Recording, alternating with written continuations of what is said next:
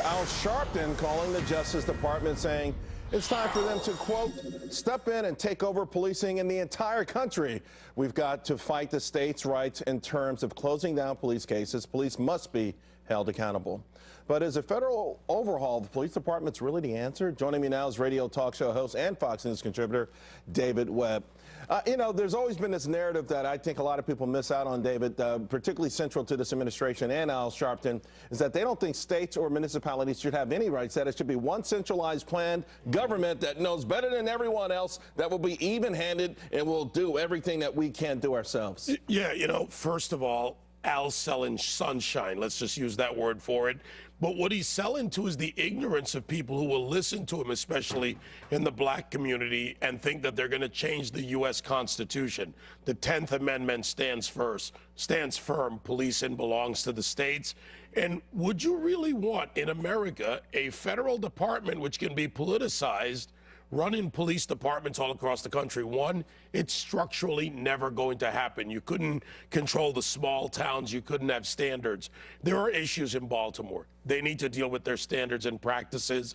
There are issues in the community. It's not one or the other. But Sharpton is selling a narrative, and he's simply speaking to a group of people who don't either want to understand how it works or understand how it needs to work. Well, what about a place like Baltimore, though, where there's a long history of animosity between the black community and the police? Then what do you tell those the black people living there as an alternative? Well, first of all, recognize that this is not necessarily you against the police. This is a system that has been polluted for some 40 years.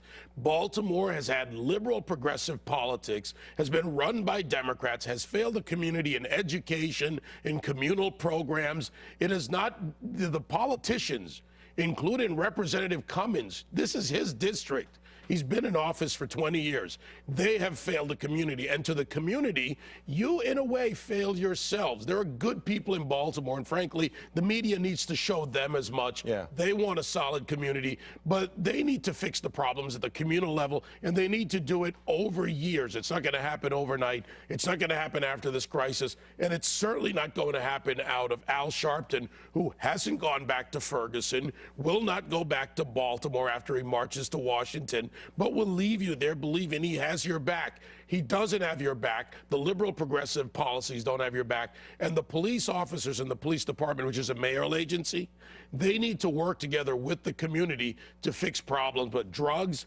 gangs, right, but it all has failures, to happen on the local level. And the idea that some people are inherently going to be racist and only a federal government will do it is probably also the overarching thing. Well, let me throw this in. Leave it. Are we that feeble as a black community that we need Al Sharpton? You're asking the wrong person. The answer is hell no, but that's a different story.